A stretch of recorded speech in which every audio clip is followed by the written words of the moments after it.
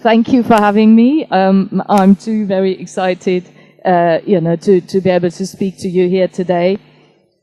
And I think that what I'm going to say fits really well with my the speakers before me.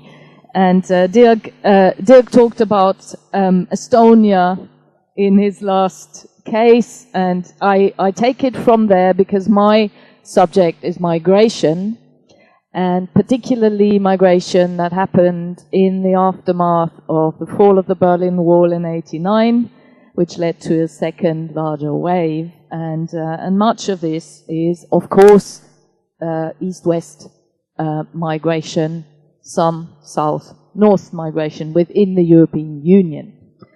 And Estonia is not in my countries, but it is in a sense. So let me begin by talking about the European Union, and everything I'm saying is about European Union citizens. Yeah, it's not, migration is a hot potato at the moment, and there's a lot of mix, because there's, of course, migrants coming from outside the EU into the EU, refugees, asylum seekers and so on, but I'm just talking about within EU migration. So really, what we can say is that at this point, we, and I'm including myself here as a migrant in the UK, so we still have full social citizenship and some political citizenship in countries that are our host countries. This means there is employment protection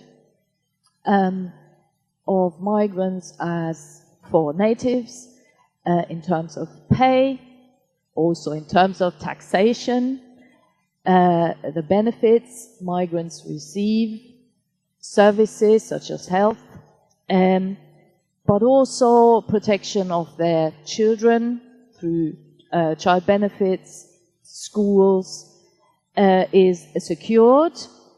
In addition, and this is really important for my subject today, for our subject here, there is, through European legislation, the portability of rights accrued in your home country, but also host country, is secured. And this is particularly relevant for pensions. I will say more about this later.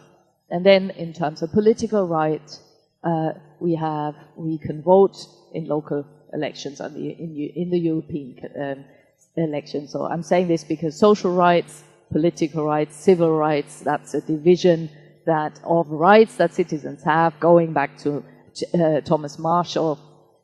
But that's just so this is the right situation. Freedom of movement for EU citizens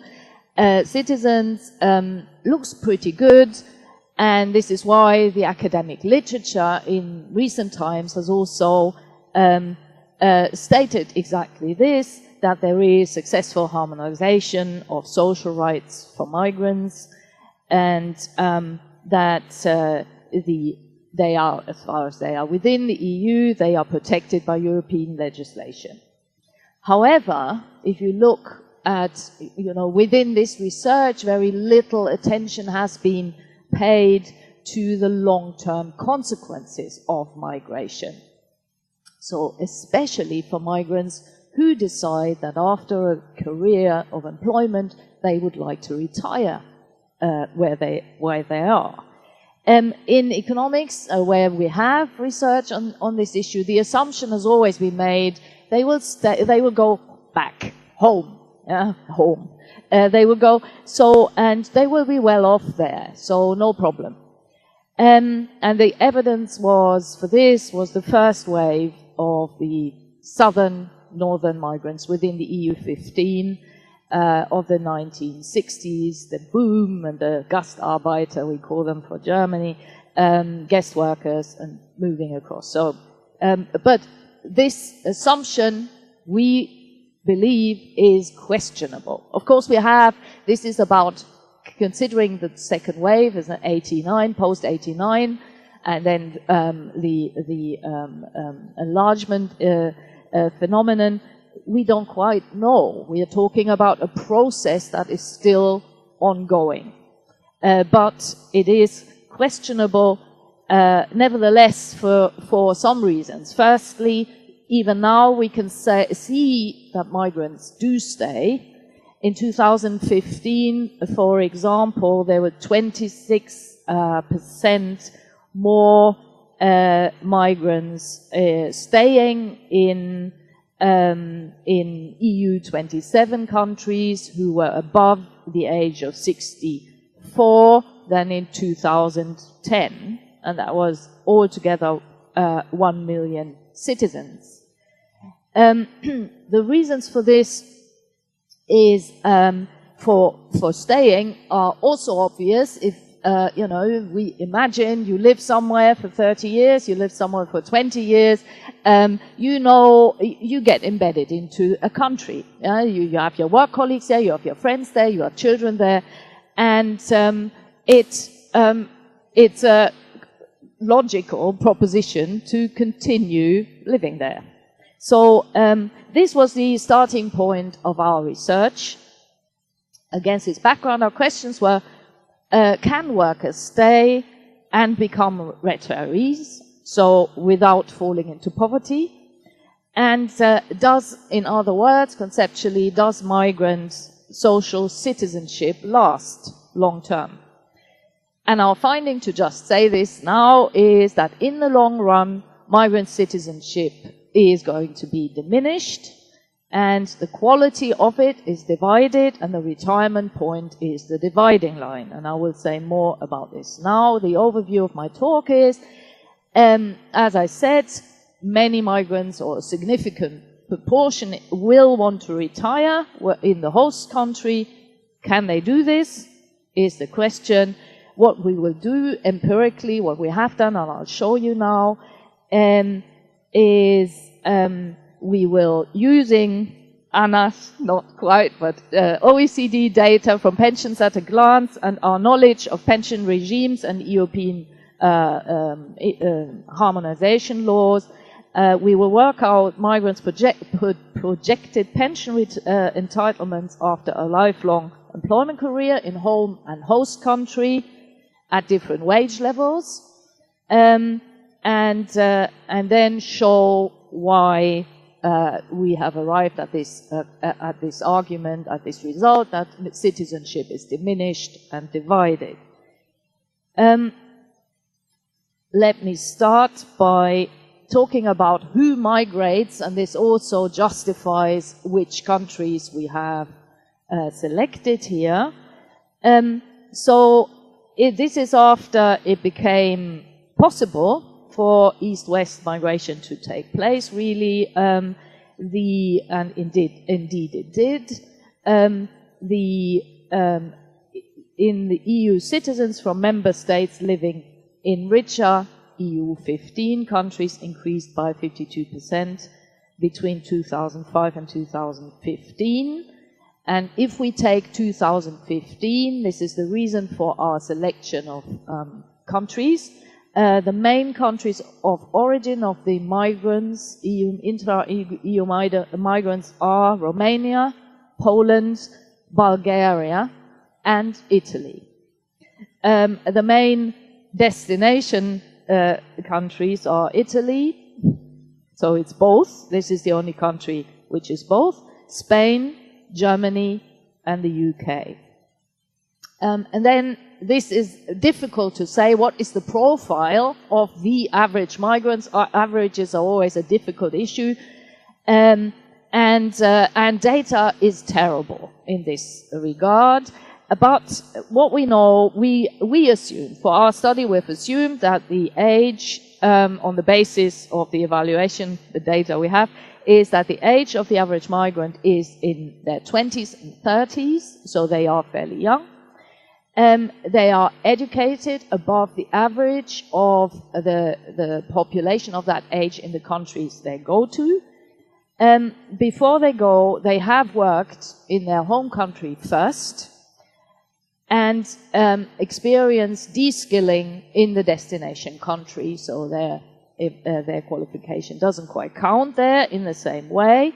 This can be, they can catch up, but it takes a while. Yeah, it's not necessarily de-skilling, but it does, in many, many cases, it does happen. So this is the profile, and we have built our migrant biographies, which I'm going to show you in a minute, on these assumptions. In addition, you need to know what the European legislation is, just the broad lines for portability of rights, the pension right accrual. Every EU migrant in a host country builds exactly the same rights as the native would. In addition, as I said, there is the right to transfer your accrued rights and benefits. This means that you can, if you've worked in your home country for 10 years, say, there will be the national pension offices will work out a share of your whole career in your assumed whole career in your home country that represents the proportion of the time you spent there. Yeah, and there is they have, I'm not going into detail, but there's different ways of calculating this, so that in countries where long-term membership is prioritized and where people who have short membership are penalized for that, this is compensated for through the way that they work out what the pension entitlement is. Yeah, so that people who leave earlier and move will not be penalized. Yeah, because they actually carry on working. It's just elsewhere. But because they are considered European citizens, it would be unfair to penalize them. That's the thinking behind it, which is a contract, a citizenship contract that in this instance works on the level of the European Union. Normally, the European Union as a social policy actor is fairly weak, but in this instance, for migration, it is quite important. So that's the European legislation side, and then we are using the replacement rate data that Anna, you talked about before, from Pensions at a Glance 2015, and Anna already said these are hypothetical individuals. The assumption is that people start work now in 2015, and then they retire according to statutory retirement age, so this would be sometime in the 2050s. And then the assumption the OECD makes is half average wages they earn throughout their career, and full average wages, also 1.5, but we are not using this. They include, or this is what we have included here, all mandatory entitlements. So this could be public pensions and occupationals as well, as long as they are mandatory, which in many countries there is. This is the case, such as in the Nordic countries. So then the pension entitlement is expressed as the share of the last wage, yeah, as a percentage.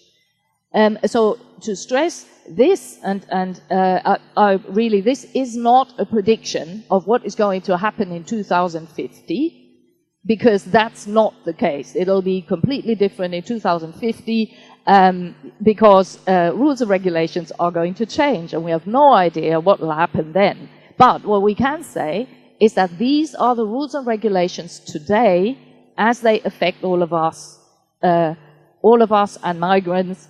And if they don't change at all, this is what would happen. So we get a sense of the character and the social inclusiveness of current regulations. That's what this does, and that's why I think if it's done correctly, anyway.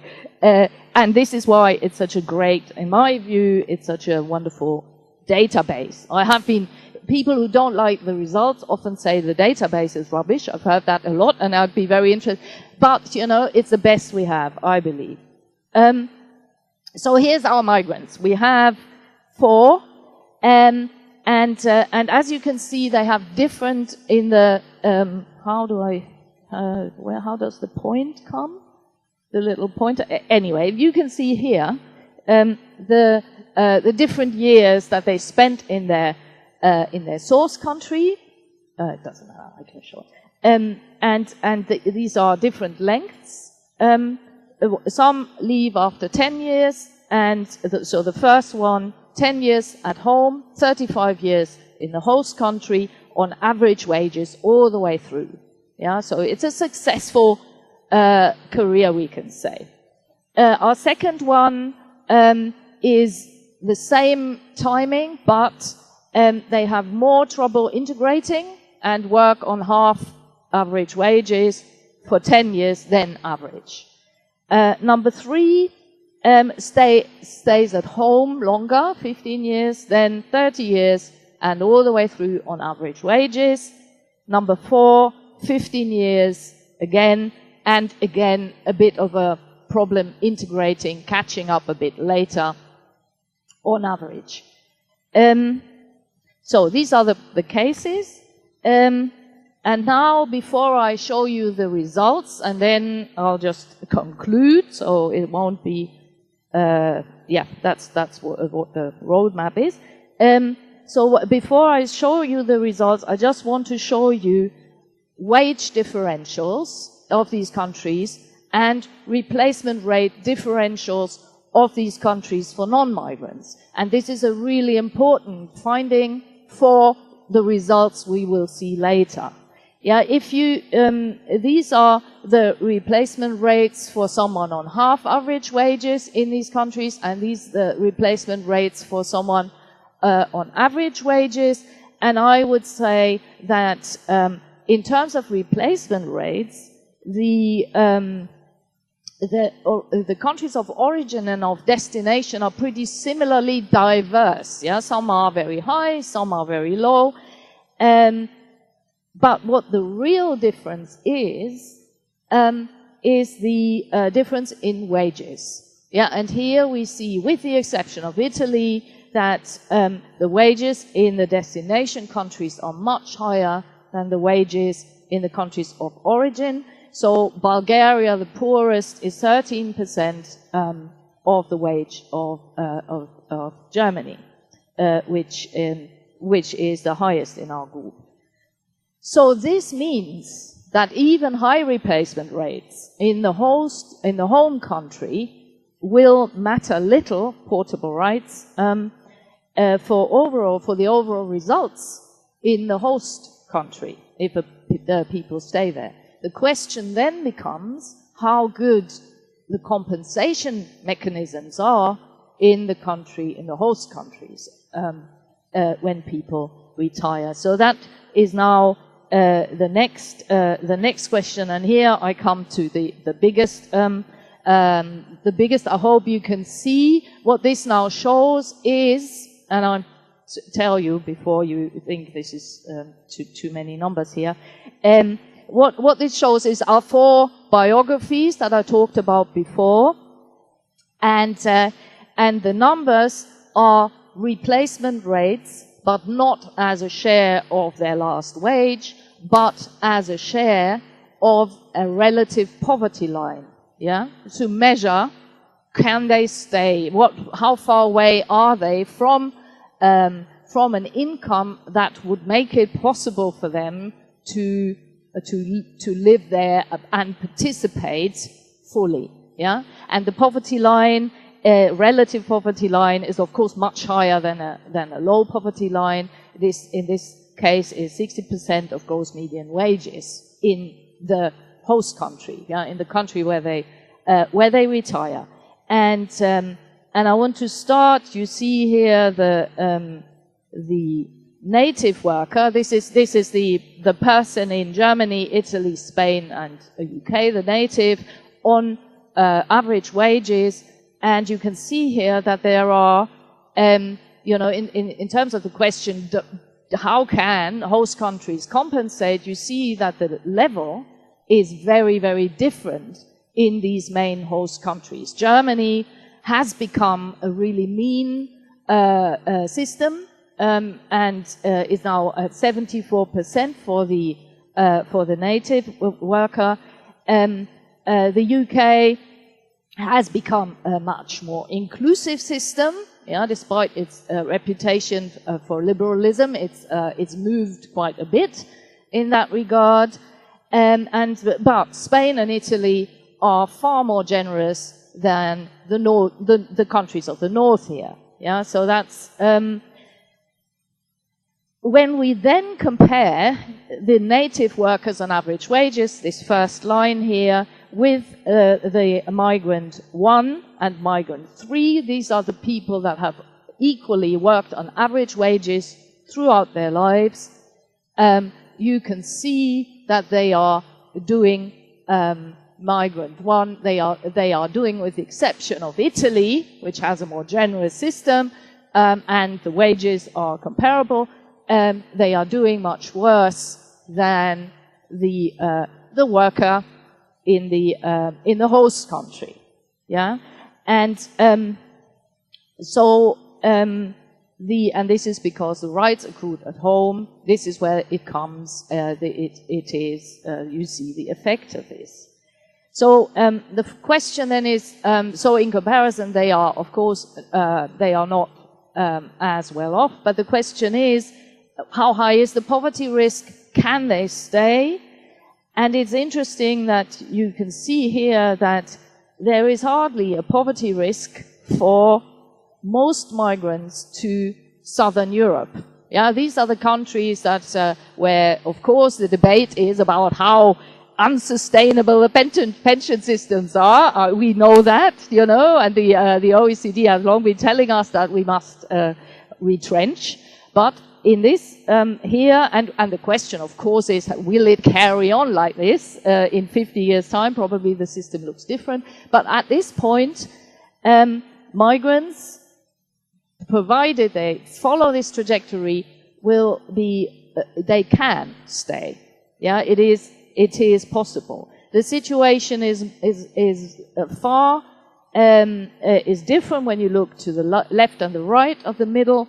Then it's clearer that the poverty risks for most migrants to the north is higher, and the reasons for this more risky situation is the period of low wages in the host country. The longer this period lasts, of course, the more vulnerable these migrants are, and in addition, it is the period of work in the home country. The longer they stay before they move, the more difficult it'll be, the more vulnerable they will become. And so the conclusion, 4 minutes, the conclusion I'm coming to yet now is this is what we mean when we talk about divided citizenship, that during employment, the social citizenship of EU migrants is comparable to natives in the same job. But retirement in the host country brings up a different situation. Then migrant citizenship is diminished in comparison. Migrant workers who have done the same work as natives or paid on a same level, as relative level as natives throughout their lives, lose out because of the wealth differentials between the political economies of the European Union. So as far as integration is achieved during employment, it is at risk in retirement for those who want to stay. One could say, following the economists, they should go home, yeah, and they would be wealthy there. Yes, they would be much wealthier than those who worked in the home country. But the question is, for social and cultural and other reasons, is this really home? So what we are facing here is a long-term migration dilemma, and I want to close by throwing at you some utopian ideas. What can we do? You know, one might say, oh, well, this is the market. The state can't do everything, but as we've heard from Dirk, supportive institutions help. I mean, at this point, the political climate is not really in favor of supportive solutions for migration, especially not in my backwater.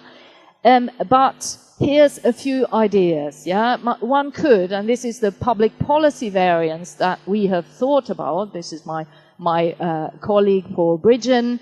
I should, say my thanks to. We have both worked on this issue for the last for a while now. So collective public policy variance would be, one could have an EU-wide minimum pension based on the national wealth in each country. And this could be, a low level. It wouldn't be 60% of the median because that is far too high, but something along the social assistance lines, maybe that would be something to discuss, which would, of course, be universal and also be something to offer all the interrupted and fragile life courses that exist in any country. It's not just migrants. Then it is possible to think about the upgrade of the rights accrued in the home country, and just, taking into account that the value of the pension, it's a national, that this was an expression of national value and this has changed, that there would be some upgrade to compensate. Of course, who should pay? And you can, I know. Therefore, let's go for the liberal solution here, which, many will like more. Individualized variant, and this is just make them save. This is what citizens have been told to do anyway. Everyone, save for your old age.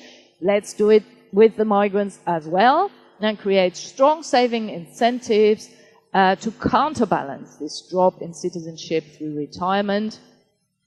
The trouble, of course, with this is, migrants do not have, they are not normally very wealthy, and we know from voluntary saving systems across the world, really, they do not work.